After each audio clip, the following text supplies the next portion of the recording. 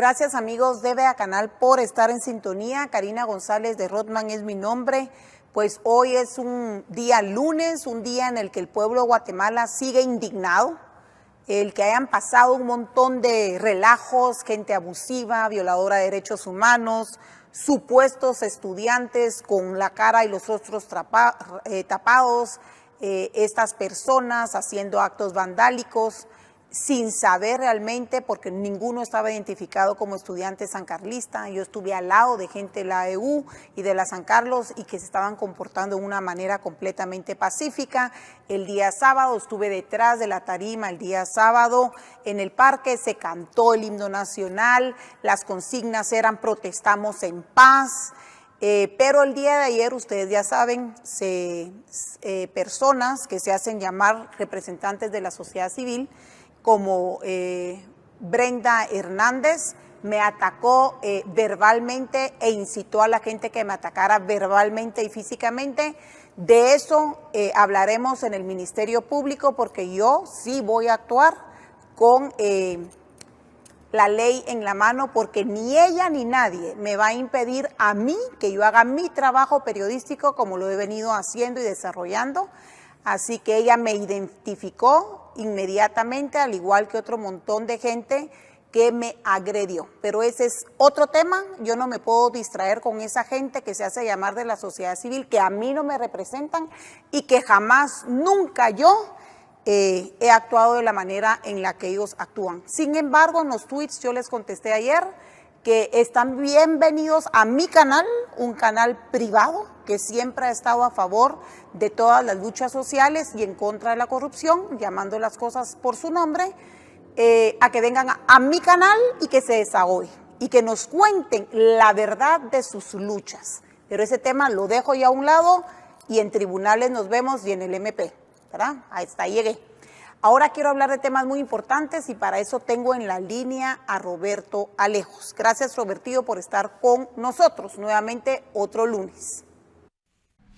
Pues no, muchas gracias a ustedes por la oportunidad de tener este análisis de coyuntura de todos los días lunes. Hoy vamos a ser muy concretos con los temas, muy breves. Ok, primer tema, ¿va, Roberto? Sí. Presidente del Congreso 4 veces, 4 años. Usted sí nos puede decir la verdad acerca de, pues entonces se jodieron y les queda vigente el presupuesto del año 2019 y 2018 ampliado en creo que casi 110,000 millones. Usted como conocedor de estas cosas del Congreso de la República, ¿qué nos puede explicar? Mire, el presidente del Congreso de la República con algunos jefes de bloque el día de hoy en la madrugada o a medianoche, no tengo idea, dieron una conferencia de prensa donde están informándole a la población que van a suspender el trámite de la aprobación de la ley, de esta ley, el decreto que aprobó el presupuesto de ingresos y egresos de la nación. Yo he insistido en que no pueden hacerlo. Muchos diputados han estado en las redes sociales diciendo que la instancia de jefes de bloque y el presidente no pueden tomar la decisión ellos solos. Estoy totalmente de acuerdo. La decisión no la puede tomar la junta directiva y la instancia de jefes de bloque. Ellos informaron que eso es lo que van a hacer, pero lo tienen que llevar al pleno del Congreso.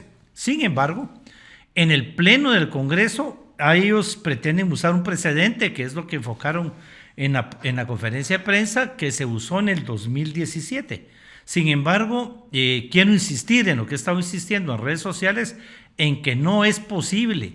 Cuando se habla del trámite de una ley, esto es un tema constitucional.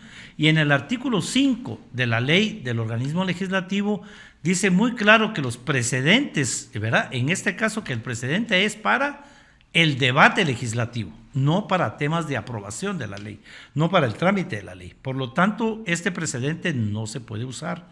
Este precedente ya lo usamos cuando yo fui presidente varias veces para acatar instrucciones, órdenes de la Corte de Constitucionalidad, pero no para el trámite de la ley, que es lo que se hizo en el 2017. En el 2017 se hizo y nadie dijo nada porque quedaba en suspenso las leyes que en aquel entonces la población estaban pidiendo que quedaran en suspenso, pero que se haya utilizado en el 2017 por error no quiere decir que el error sea fuente de derecho, y todos sabemos que el error no es fuente de derecho.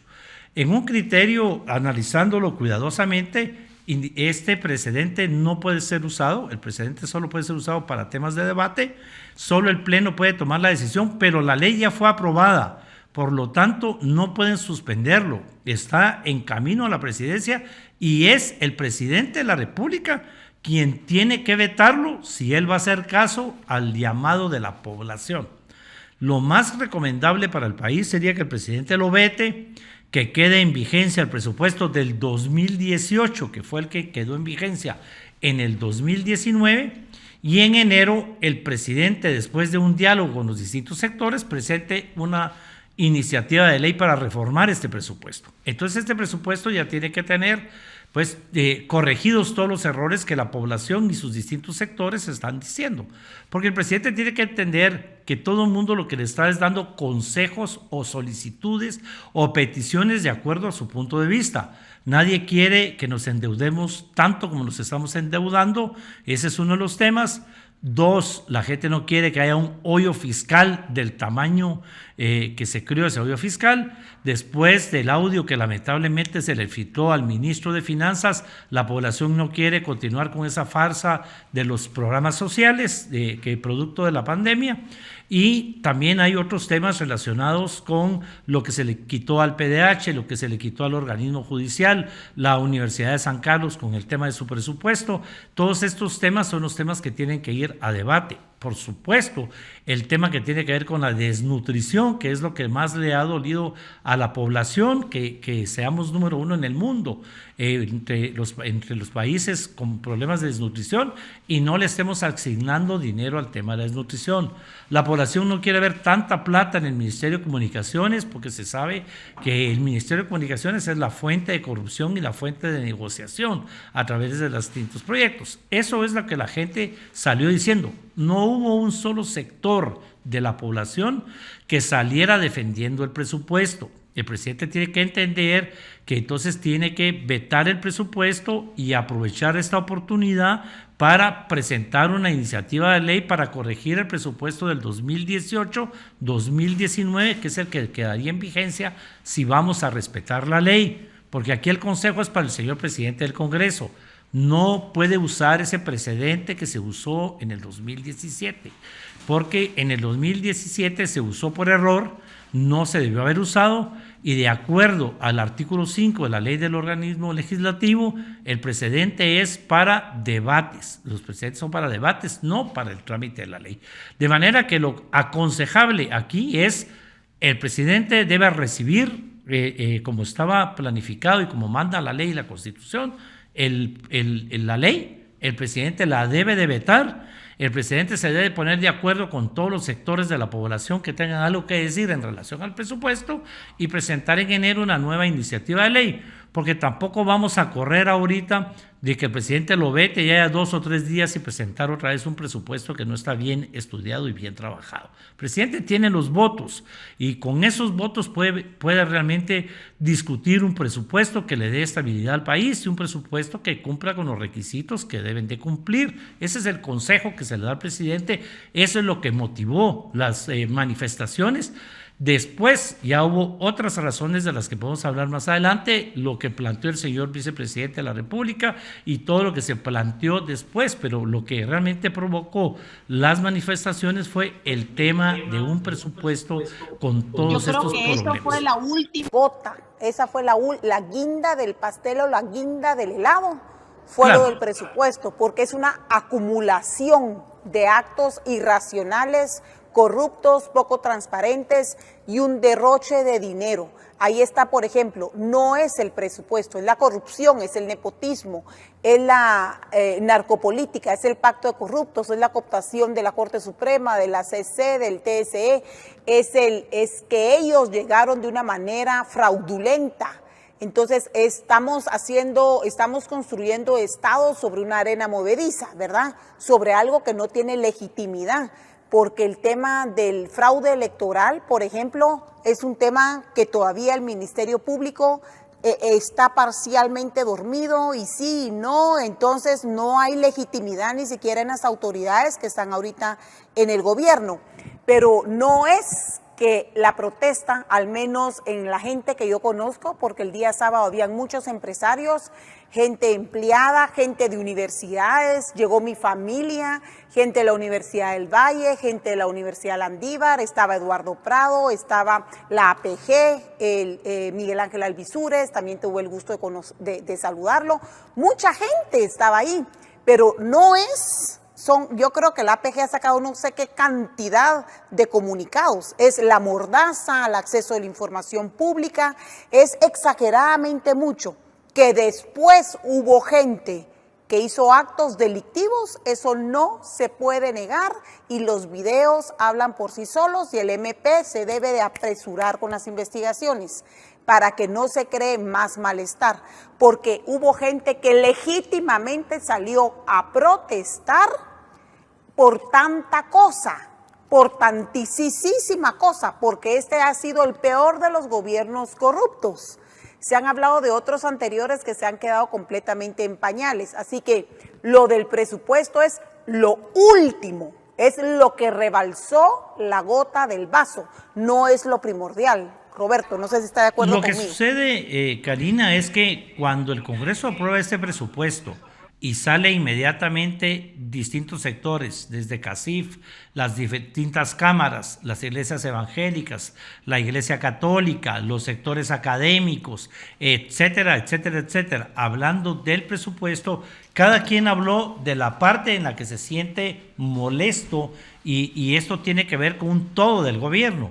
El presupuesto fue exactamente la gota que derramó el vaso. El presupuesto dio el margen para salir a protestar, y cada quien sale a protestar. Si usted está en el sector justicia, puede salir a protestar porque le quitaron fondos al sector justicia, que ha trabajado de la mano con ellos, y a pesar de eso también le quitaron fondos a un sector que tenemos que fortalecer, como dice la Administración de Justicia. El que está en el tema de derechos humanos se da cuenta que ese presupuesto, ya las secretarías que tienen que ver con la paz no tienen los fondos y no estaban contempladas, y le quitan 20 millones de quetzales al procurador de los derechos humanos. No lo estamos defendiendo a él, sino las instituciones en términos generales. La gente que tiene que ver con salud se da cuenta de que no se asigna la cantidad que se necesita para el tema de salud, pero sobre todo en el tema de la desnutrición, que es lo que más dolió a la población, porque realmente duele que seamos el país en los primeros lugares, si no es que somos el país en primer lugar en el tema de desnutrición. Pero también se ve que hay fondos para este tema del centro de gobierno, entonces también la gente sale a protestar, que es una entidad del Estado, un no sé qué es, que no debería de existir. Pero además lo que sucedió es que al salir a manifestar salieron a luz otros temas, como el caso del Ministerio de Gobernación, que salió a lucirse con la forma en que protegió a quienes estaban quemando el Congreso, y ahí están las fotos que lo evidencian, y después cómo detuvo, cuando ya todo había pasado, a las personas que andaban por la calle cerca del Congreso. El haber ido a tirar una bomba lacrimógena al Parque Central cuando no tenía nada que ver los bochinches en el Congreso con la manifestación pacífica del Parque Central. Todos estamos en desacuerdo con lo que pasó en el Congreso de la República, y todas y todos queremos que se aclare qué fue lo que pasó, que se desmienta realmente de parte del Congreso de la República. Si ellos no tuvieron nada que ver, que demuestren que el Congreso estaba cerrado por dentro, como se cierra siempre. La denuncia que hizo la UNE, que ya habíamos hablado nosotros desde ayer por la tarde, de los candados que siempre se ponen en la puerta, etcétera, etcétera, que demuestre por qué es que la policía no intervino, por qué no voy a hablar de la Guardia Parlamentaria, que no tiene armas ni está preparada para esto, pero sí porque la policía o todos, si ya un día antes no habían estado en el tema.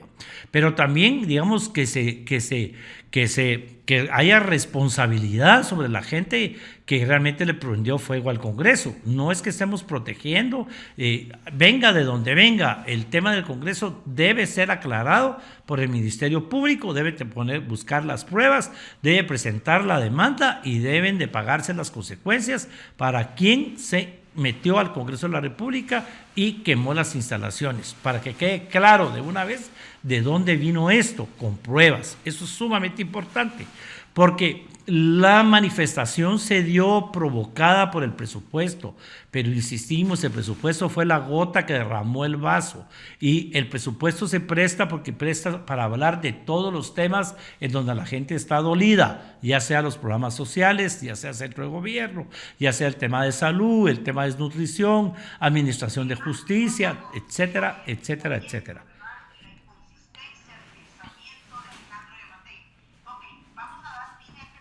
Solo quiero, para dar fin, Karina, dejar muy claro, el Congreso no puede suspender el trámite. El artículo 5 de la ley del organismo legislativo es claro que ese precedente que personalmente que usó el Pleno del Congreso cuando yo era presidente para acatar órdenes de las sentencias de la Corte de Constitucionalidad, es un precedente para debate, pero no es un precedente para el trámite de la ley. El trámite de la ley, aunque se haya usado en el 2017, fue un error lo que se cometió en el 2017, y ahí es donde por conveniencia nadie dijo nada, nadie presentó un amparo, porque todo el mundo quería que esas leyes no existieran. Pero realmente la ley ya fue aprobada por el Congreso, no se puede desaprobar, el trámite no lo puede detener, y es el presidente de la República quien debe vetar el decreto ley del presupuesto para que quede en vigencia el presupuesto del 2018-2019 y en enero entonces modificar ese presupuesto en base a los acuerdos a los que se llegue en ese tema. Para que terminemos, el presupuesto del 2018 era de 76.000 millones de quetzales. No tiene nada que ver con 107.000 o 110.000 millones de quetzales. Gracias, Robertillo. Breve pausa. No se vayan porque venimos con la segunda parte con Roberto Alejos a hablar de la famosa carta que invocó ayer Alejandro Yamatei de la OEA. Breve pausa, no se vayan.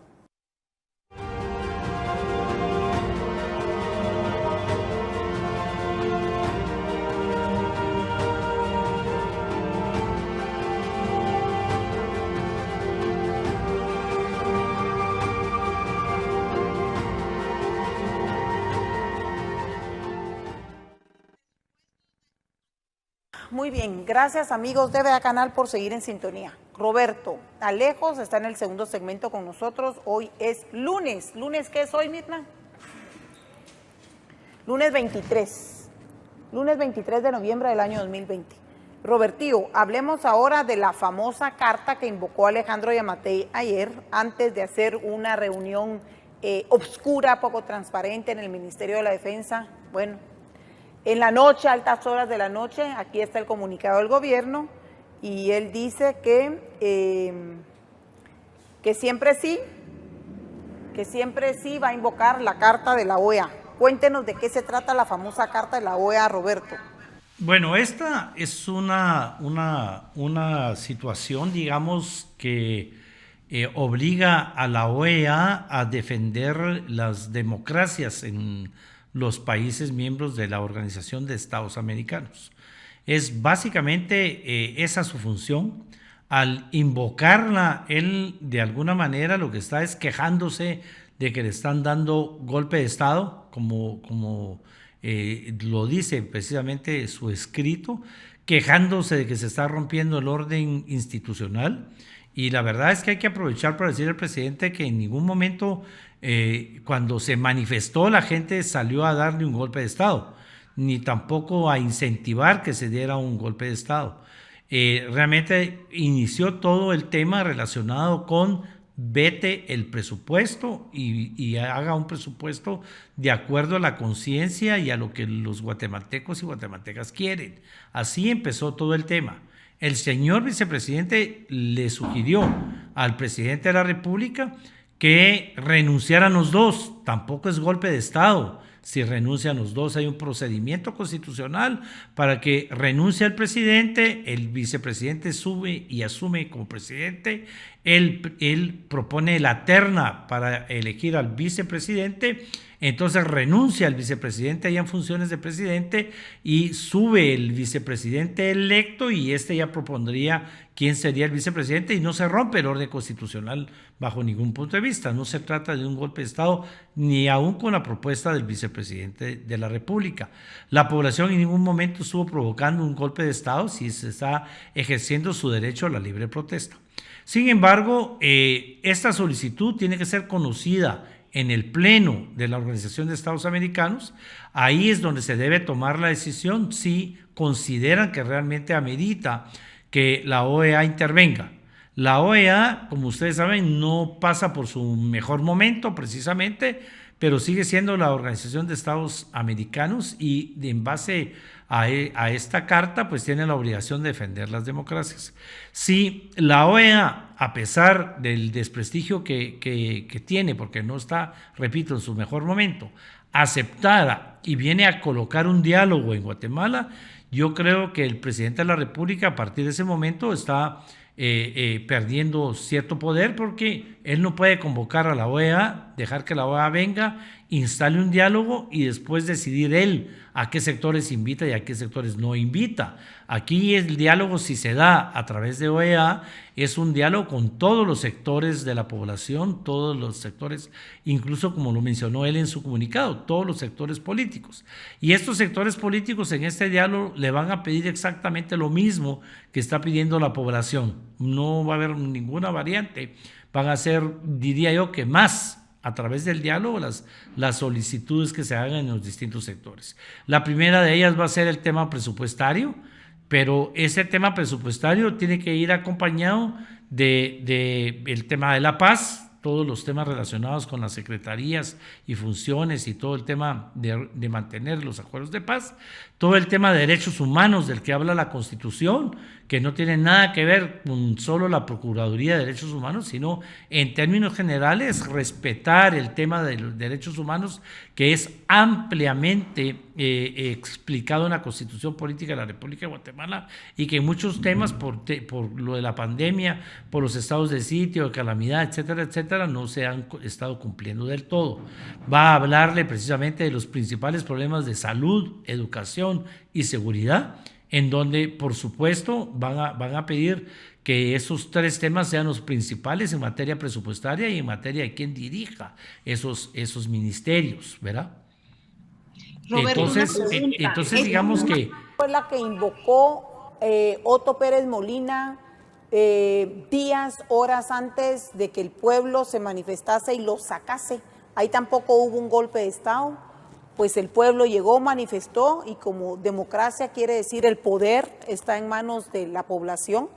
Entonces, cuando el pueblo se cansa de que le saquen la última gota de sangre y de sudor en las condiciones precarias como está todo aquí en Guatemala, pues entonces le irá a funcionar a Alejandro Yamatei, ya que usted es un conocedor del tema, estaba en el Congreso de la República cuando eso pasó.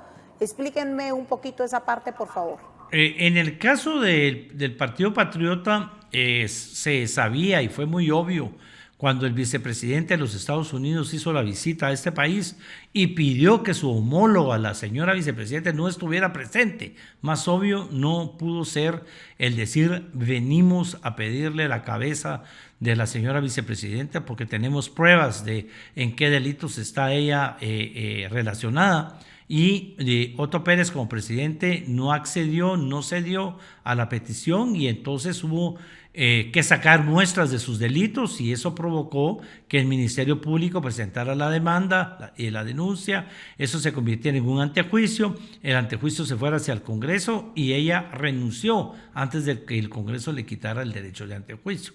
En ese momento que ella renuncia es detenida y es procesada y hasta el día de hoy, estamos hablando de 5 años después, más de 5 años después, ahí van caminando todos los procesos que existen en su contra por delitos cometidos.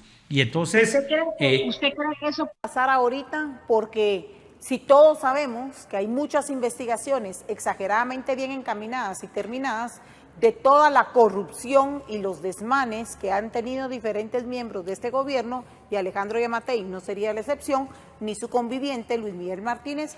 ¿Usted cree que esta invocación a esta carta de la OEA, diciendo que le quieren dar golpe cuando es una protesta ciudadana constitucionalmente amparada, le irá a funcionar a Alejandro Yamatei? Mire, ya hubo pronunciamiento de la OEA, no en respuesta a la carta, sino un pronunciamiento en relación a la situación que está viviendo el país, en donde precisamente pide, entre otras cosas, que se respete la libertad de la población de la protesta pacífica. Solo el hecho de que salgan a protestar ya provoca otros temas y por ejemplo, si la protesta se hubiera llevado a cabo en paz y tranquilidad, que fue lo que pasó en tiempo de Otto Pérez Molina, entonces lo que salieron a la luz fueron los delitos de la señora vicepresidenta y después los delitos del señor presidente, que también el Congreso de la República le iba a quitar su derecho de antejuicio cuando nombró la comisión pesquisidora y él renunció. Ya aquí con solo no haber dejado que la protesta se llevara a cabo, ya salieron otros temas. Ahora ya está la indignación de la población por la forma en que se quemó el Congreso de la República y hay una exigencia más, que se esclarezca quiénes fueron y quiénes son los responsables, qué papel jugó la Junta Directiva del Congreso, la seguridad del Congreso, los diputados. Solo ahí ya tiene un tema que no tenía antes, el tema del uso excesivo de la fuerza en una manifestación que no estaba causando ningún problema en el Parque Central. Un tema fue cuando estaba quemando el Congreso, que no hicieron uso de la fuerza y no los detuvieron, y otro tema fue el uso de la fuerza después, cuando hay dos personas que oficialmente se sabe que perdieron un ojo, cada uno de ellos, hay personas heridas, hay personas que fueron arrestadas sin estar cometiendo ningún delito, y el haber cometió el error de lanzar una bomba lacrimógena en el Parque Central, donde habían familias menores de edad, etcétera, etcétera. Entonces ahí ya tiene dos problemas más adicionales al problema del presupuesto. El tercero es que como él insiste en no vetar el presupuesto, entonces la población va a escarbar más temas en relación al tema del presupuesto, y entonces van a ir apareciendo temas relacionados con el presupuesto que no estaban sobre el tapete. La filtración de este audio que lamentablemente se dio a mi amigo González Richie, eso también provoca un cuarto tema, y es que se van a investigar y la gente va a empezar a investigar realmente a qué se refiere el ministro cuando está diciendo que no importa si se reparte bien o si se reparte mal el programa, y entonces eso es estarle dando la razón a la gente que estuvo denunciando de que le dieron esos programas sociales a gente de los partidos políticos, a gente que viene del extranjero o incluso gente que ya falleció. Y entonces ya esto provocó otro tema que tampoco estaba en el tapete en ese asunto. Cuando el señor vicepresidente le dice que además de vetar el presupuesto, cambie a los ministros cuestionados, ya la población empieza a preguntarse quiénes son los ministros cuestionados y por qué hay ministros cuestionados, que expliquen. Bueno, también dice que deshaga el centro de gobierno, dice que él no está de acuerdo con decisiones que ha tomado Alejandro Yamatei, dice que hay muy mala comunicación entre ellos, dice que con testigos de honor habló y le dijo unas horas antes, entonces dijo un montón de cosas el vicepresidente y dijo que quería, que él estaba dispuesto a renunciar y que invitaba a Alejandro Yamatei a que renunciaran juntos. Sí, entonces digamos, a lo que me refiero es que no permitir que se lleve a cabo la manifestación que era relacionada con el presupuesto, más la declaración del señor vicepresidente provocó que un tema que era el presupuesto empezaran a salir a la luz otros temas. Centro de gobierno, ahora ya está en el tapete el tema del centro del gobierno y la fiscalización, la legalidad, la existencia o no existencia de esto. El tema del Congreso, en la forma en que quemaron el Congreso y por qué la policía no intervino en su momento, sino que intervino después. Y ahora todos queremos saber quién realmente fue quien quemó el Congreso para que pague las consecuencias legales ante esa barbarie que se hizo en el Congreso de la República. Y entonces van saliendo un montón de temas que no estaban antes de la protesta por no aceptar la propuesta. Eso le va a ocurrir que en el tema del diálogo, el presidente al pedirle a la OEA que instale un diálogo en Guatemala, está abriendo las puertas para que salgan al tapete todos los temas, los problemas sociales, el tema de la corrupción, el tema de la transparencia, que es un tema que la población todavía no ha visto con claridad, los cambios que se quieren hacer a la ley de libre acceso a la información, va a salir a la luz temas de la prensa, es decir que cada día se va a ir complicando más la administración pública, porque el presidente debió haber tenido un diálogo antes, digamos, como se acostumbra al empezar todo gobierno. Él no lo quiso hacer, sus razones tendrá, pero indiscutiblemente ahora hay que esperar que el pleno de la OEA tome la decisión, y si la OEA acepta y cree que realmente amerita el tema, va a instalar un diálogo. Yo insisto en que el presidente está haciendo un planteamiento erróneo. Cada vez que alguien protesta en contra del presidente, ya es uno enemigo del presidente, ya es chairo, y sobre todo ya quiere dar golpe de Estado y romper el orden institucional, y eso es total y completamente falso.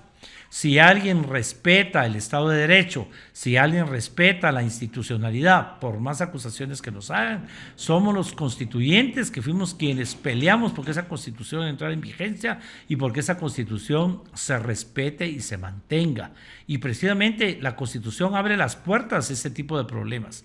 Ahí hay ahora un tema que tarde o temprano va a salir a la luz, el tema de el mandato, ¿verdad? La revocación del mandato, para que de una u otra manera, a través de un sistema como existe en otros países, si falla un funcionario, especialmente el presidente de la República, se le pueda quitar el mandato que le dio la elección. Todos estos temas van a salir a debate, los temas de administración de justicia.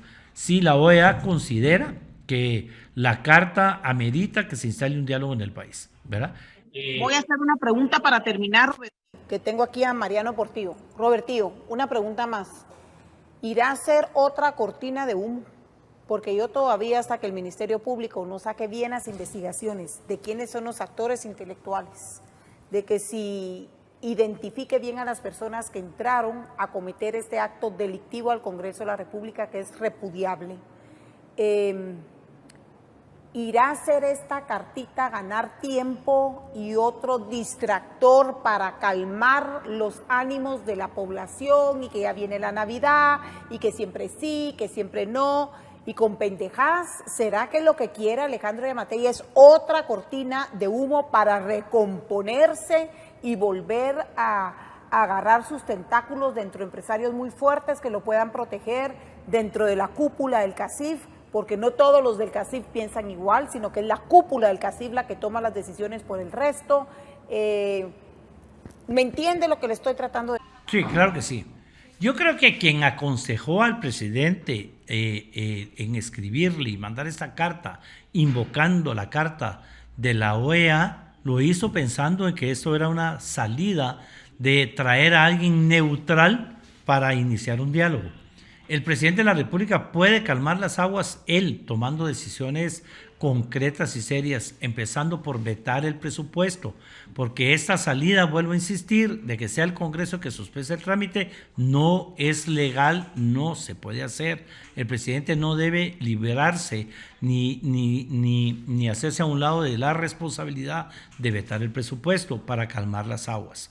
Tendrá que aclarar el tema del Congreso, el Ministerio Público, la Policía Nacional, etcétera, etcétera, para que se sepa realmente quién cometió esa barbaridad de quemar el Congreso. Pero además ahora salen un montón de temas más y tiene que tomar decisiones en relación al centro de gobierno, va a tener que tomar decisiones en relación al ministro de Gobernación, al ministro de Finanzas, va a tener que tomar decisiones en cuanto a los programas que en el presupuesto también eran muy cuestionados.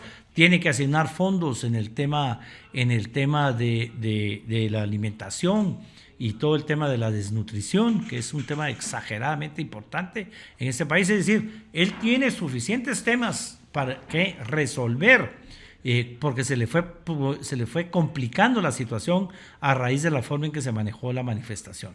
Yo creo que en una democracia, permitir que la población salga a manifestar, la población hubiera salido a manifestar por el presupuesto, después probablemente se hubiera sumado a la solicitud del vicepresidente, del centro de gobierno, de cambiar a los ministros, ¿verdad? Y al él no acatar este tema, no escucharlo, la palabra acatar está mal dicho, al no, digamos, permitir esta protesta, provocó que se cometieran otros delitos, y si él no resuelve la situación, de lo más pronto posible se le puede ir complicando. Yo no creo que en esta oportunidad la Navidad, la espera que venga la OEA vaya a calmar la situación, porque ya hay el problema del Congreso no se puede quedar así, el problema de la gente que fue maltratada por la Policía Nacional no se puede quedar así, el tema ya del centro de gobierno ya está sobre el tapete, ya no es un tema solo entre políticos y entre críticos del centro de gobierno, ya es un tema inevitable, el vicepresidente lo puso sobre el tapete, ya es por demás obvio, aunque el vicepresidente... Te voy a leer una circular, Roberto. Una circular que ya tuitearon todo el personal del organismo legislativo, licenciado Ever Juan Carlos Mejía Linares, director de Recursos Humanos, Guatemala, 23 de noviembre del 20, se informa a todo el personal que labora en el organismo legislativo que con fundamento en el artículo 27 de la Ley de Servicio Civil del organismo legislativo, decreto tal del Congreso de la República, el presidente del Congreso de la República, por razones extraordinarias, otorga licencia con goce de salario el día 23 de noviembre del año en curso. El personal a cargo del honorable diputado deberá asistir conforme a las necesidades del servicio de las actividades legislativas. Con todo respeto al personal, se instruye a los directores, subdirectores de cada unidad administrativa que, de conformidad con las funciones que se desarrollan en sus áreas de trabajo, designen a personal mínimo necesario. ¿Qué interpreta con esto? Pues no escuché mucho el tema porque no me llegó el sonido, pero si me lo resume ahorita, aquí al frente del micrófono. Están dando licencia con goce de salario, Roberto. Ya. En el Congreso. Ajá. Bueno, a partir del 30 de noviembre el Congreso termina su periodo legislativo ordinario. Por eso es que el presupuesto, de acuerdo a la Constitución, ese día debería todavía un día más, pero como el 30 de noviembre terminan las sesiones ordinarias, a partir de ese momento el Congreso de la República entra en vacaciones. Aquí lo que están dándole es adelantando varios días esto para evitar que suceda algo dentro del Congreso de la República. Realmente yo no creo, ¿verdad?, que no tengamos el personal de seguridad suficiente para mantener resguardado el Congreso de la República. No creo tampoco que se vuelva a dar una muestra de querer llegar a quemar el Congreso de la República estando el personal allá adentro, y esto lo que hace es parar el trabajo legislativo. Pero hay que ser muy honestos, en estos momentos yo creo que es hasta conveniente que el trabajo legislativo se detenga, porque lo que se estaba teniendo ahí en salmuera es los cambios a la ley de libre acceso a la información, podrían suceder otro tema de cambios relacionados con el presupuesto, hay discusiones en el Congreso ahí todavía sobre leyes que están pendientes y que no son precisamente las que la población está esperando. Hay algunas leyes del sector privado que de todos modos están entrampadas, como la de las carreteras y algún otro tipo de leyes que van a tener que esperar a enero. Pero yo creo que con o sin licencia el Congreso de la República no tiene en estos momentos, digamos que, la voluntad de seguir aprobando leyes. Tiene un enorme problema con el tema del presupuesto. Tiene que convocar a una plenaria mañana tomar la decisión el Pleno de si van a volver a cometer el error del 2017 de usar este precedente que no es legal que se utilice para hacer algo ilegal, que es parar el trámite de una ley que ya no se puede parar. Ya no se puede parar de acuerdo a los juristas y de acuerdo a lo que ha sucedido en el Congreso de la República. Y ya lo dije con mucha claridad, el artículo 5 de la ley del organismo legislativo lo dice, es para el debate, no para temas del trámite. El Congreso se ha metido también en un problema. Además, recuérdese, Karina, que es un Congreso muy dividido en sus bancadas, es decir, el presidente del Congreso tiene los votos. Lo que hace falta en el Congreso de la República, creo yo, es cambiar el sistema de trabajo para no cometer los errores de la legislatura anterior, que es aprobar leyes con errores, porque esas leyes con errores o leyes poco populares son las que provocan realmente la molestia de la gente, como pasó aquel 14 de septiembre del 2017, en donde el Congreso también fue rodeado, se amenazó con quemarlo, pero en esa oportunidad sí tenían todas las medidas de seguridad tomadas, y ahí fue donde pararon el trámite de aquellas leyes mal hechas, ¿verdad? No estoy diciendo que hayan sido malas leyes, sino que estaban realmente mal hechas. Voy a poner de ejemplo la ley que tiene que ver con las medidas sustitutivas. Más de 90% de todos los presos con sentencias salían libres por la forma en que lo habían redactado, y por eso es que nadie dijo nada de que el trámite de esas leyes se parara. Pero lo que vemos aquí es miedo de parte del Congreso de la República, porque la brasa se la están trasladando al Congreso de la República, y el Congreso de la República la aceptó al salir diciendo que ellos son los que van a detener el trámite del presupuesto. Queda en manos de la oposición, ¿verdad?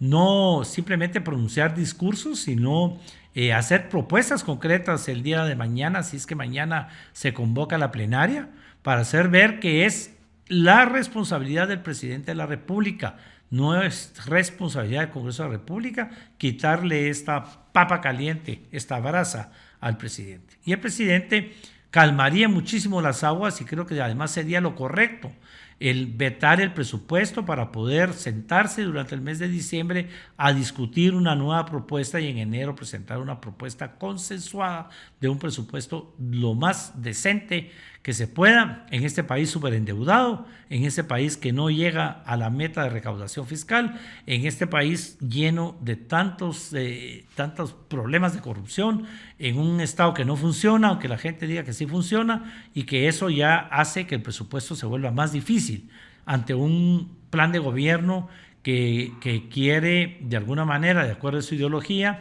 ya no tener todas las secretarías relacionadas con los acuerdos de paz, y también quiere debilitar el tema de derechos humanos, porque eso es parte de la ideología de quienes están gobernando y se respeta, pero eso tiene que ver con el presupuesto. Entonces hay suficiente trabajo para la instancia de jefes de bloque, para sus asesores, y aquí es donde yo quiero volver a aprovechar de por qué es que también me opongo a la instancia de jefes de bloque. Jamás se debió haber creado la instancia de jefes de bloque, porque crear la instancia de jefes de bloque, que se dio después de las reformas del 93, lo que hizo fue restarle poder a los partidos políticos.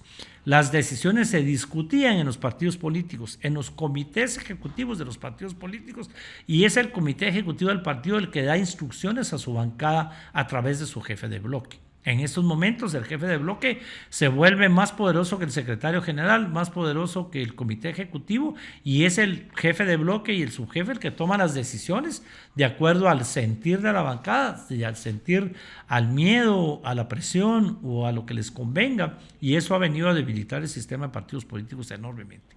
Muy bien, muchísimas gracias. Roberto, ¿cómo le ponemos a este segundo segmento? Bueno, aquí estamos hablando de el diálogo es conveniente, ¿verdad? Pero tiene que ser completo. Completo en temas. Se exige algo completo. Sí, digamos, se exige que el diálogo sea realmente incluyente, ¿verdad? ¿Verdad? Realmente incluyente y con todos los temas. Muy bien. Gracias, Roberto. Bendiciones. Que el Eterno lo bendiga. A ustedes por la oportunidad. Feliz lunes, feliz semana, y por favor, con mucha calma ante tantos problemas que se están suscitando en el país. Gracias, Roberto. Breve pausa, regresamos enseguida con Mariano Portillo. Por favor, no se vayan. Ya venimos.